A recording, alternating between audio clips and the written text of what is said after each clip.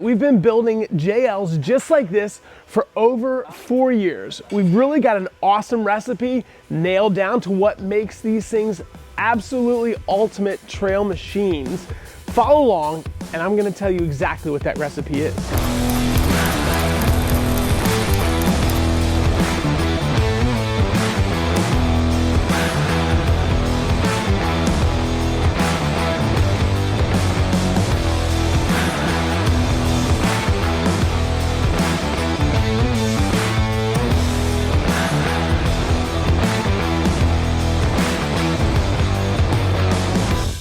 We've got a lot of experience in the woods here in Pennsylvania as we do guided rides every single month.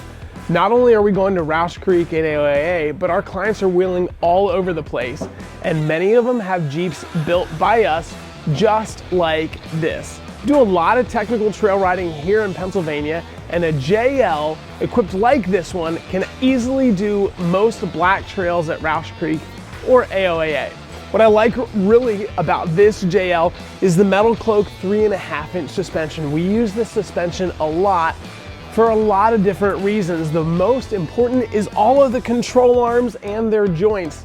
They use the Duraflex control arm joints, which provide a maintenance-free joint with a lot of articulation. This kit replaces all 8 of them. There's 4 in the back and 4 in the front. Of course, it also replaces the track bars as well, 1 in the back, 1 in the front, and sway bar end links. It's a very complete kit, and metalcloak calls this their game changer kit because when it debuted to the industry, it was exactly that, a game changer. When we look up at the front, let's check out the steering.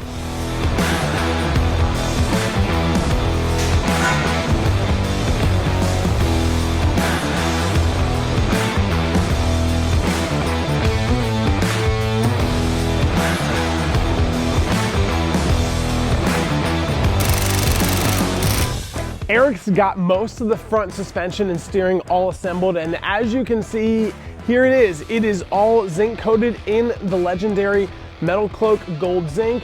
This is their heavy duty drag link and heavy duty tie rod, and it is completely adjustable so that we can dial in exact perfect alignment specs. Whenever we do anything with any metalcloak part or anything that's threaded, especially here in the Northeast, we make sure that we thoroughly anesthese all these joints. That way, today or a year from now, we can adjust these parts to get perfect alignment specs. Of course, we've got this track bar just hanging here. We've got to get that installed when the vehicle is on the ground under its own weight. One thing that's cool about this kit is all of the Fox shocks and steering stabilizer. Now, those are not necessarily parts that you can order from metalcloak directly, but metalcloak does publish the lengths of their shocks. Typically, they like for the Game Changer 3.5-inch kit to have an extended length around 30 inches and a collapsed length right around 18 inches. That is going to give you the correct amount of articulation that this suspension system was designed for. One unique piece about this kit from metalcloak are these adjustable bump stops. As you can see, we've got the front dialed in with 3 pucks right here, but ultimately the amount of pucks that go in here depends on the tire size and what body modifications you've got. But if you've upgraded to something from metalcloak or Nemesis or any of the other dozens of manufacturers that make a high clearance flare, you can gain a little bit more up travel by removing one of those pucks.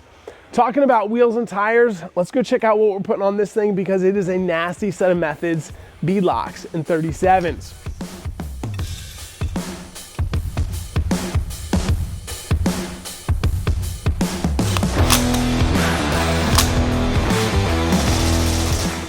The fitment on this wheel is a -44 offset, so it's gonna stick this thing out pretty wide, even though it's still a 9 wide wheel. The beadlock ring helps to make sure that when you're wheeling up at Roush or AOA or anywhere else, that you can run these things at a super low pressure. Running tires at a really low pressure helps that tire to fatten out and grab all the rocks. It's absolutely incredible to see what a tire like this does with 10 pounds of air in it and how it just simply grabs obstacles for ultimate traction. These are gonna be awesome, and we're gonna mount these very soon. To be able to spin big old tires like this, it is absolutely important, imperative to change the ring and pinion The differential set in this differential, of course the front and the rear axles I'm talking about, we take out the original 4:10 ratio, and in this vehicle we put a 5.13 ratio. Now that is often a subject for discussion because you could easily put a 513 or a 488 ratio in your Jeep JL and be absolutely right.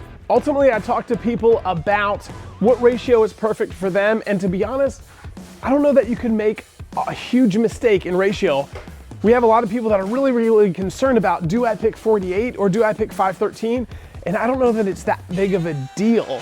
At 70 miles an hour, it's roughly 200 RPM difference. So if you spend a lot of time driving at high speed, let's say 70 or 80 miles an hour, then maybe you want to go with a 488 ratio. That being said, if you do a lot of around town driving and are seldom on the highway and you four-wheel it a lot, then maybe 513 is the ratio for you. Whenever we do these, we also make sure that we fill them with AMSOIL. We use full synthetic gear oil. Whenever you're doing a re-gear, it's important to make sure that you do the new gear break-in procedure. Essentially, drive it easy and change the oil after 1,000 miles. Now, there's a couple things that this build doesn't have that we always like to see if you're gonna wheel it here in the Northeast hard. One of those things is skid plates. I think the owner of this Jeep is probably gonna do that in a later phase or have us do it in a later phase. Of course, metalcloak makes some awesome stuff. So does Rock Hard and R-Tech and several other manufacturers. But if you're gonna wheel it here in the Northeast with all the rocks, you're gonna want some massive skids. And there's a lot of cool kits out there to make sure you've got everything covered, from diffs, underneath here, the fuel tank, transmission pan, T-case, engine, and lower control arm mounts are all things that we like to address.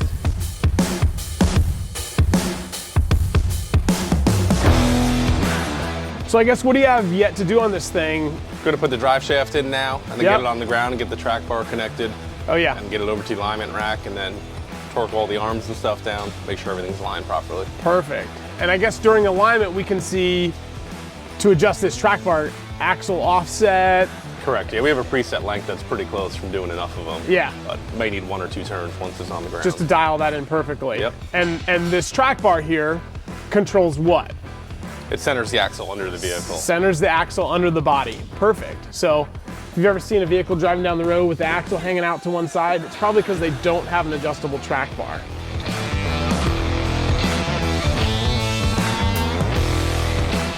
We're just doing tires. Grant already did the gear set on it, so we're going to set the tire size and the tire pressure level. Easy stuff.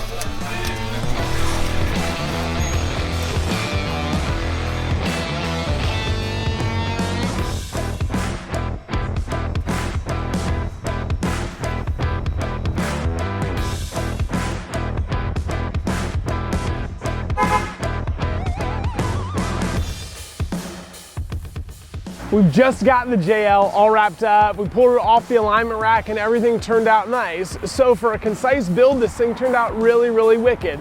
Just to do a quick recap, we did the metalcloak 3.5-inch game changer kit. Of course, we also did the metalcloak steering, which is absolutely awesome. These are Method 108s, full bead locks with 37s, and I think the entire thing turned out awesome. Remember, we did 513 gears to turn those massive 37s down the road. And ultimately, this works out to be the perfect recipe for a JL using in the Northeast for some serious terrain.